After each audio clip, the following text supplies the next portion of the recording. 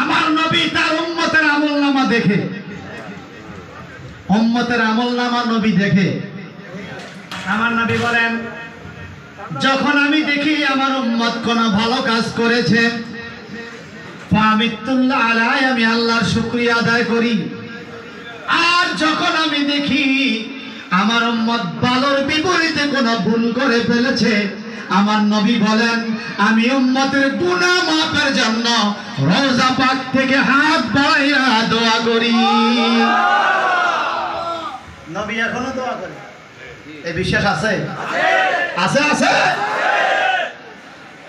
এরপরে ওয়ালাস্তাগফারি লাহুম মিনাস সাইয়্যা, উম্মত যদি গুনাহ করে নবী আমার ক্ষমা চায়। হায় হায়, কেমন দরদি নবী! ভুল করছে আমি মাফ চাই নবী।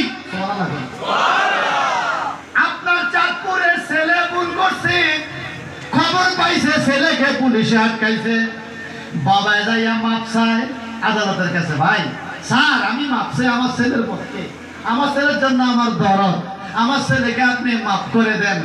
একজন বাবা তার সন্তানকে যত বেশি মহব্বত না করে, রাসূল পাক তার উম্মতকে আরো কোটি কোটি গুণ বেশি ভালোবাসে।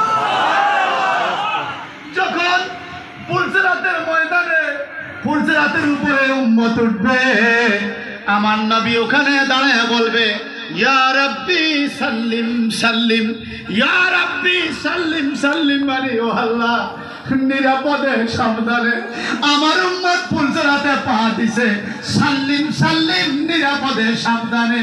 একজন মা তার সন্তানকে সাকুতে উঠাইয়া দেওয়ার পরে, সাঁতার না জানা সন্তানকে সাকুতে উঠানোর পরে, সাঁতার না জানা সন্তানের জন্য মা যেরকম সাকুর কিনারে কান্নাকাটি রোনাজারি করে আর পেরেশানি করে,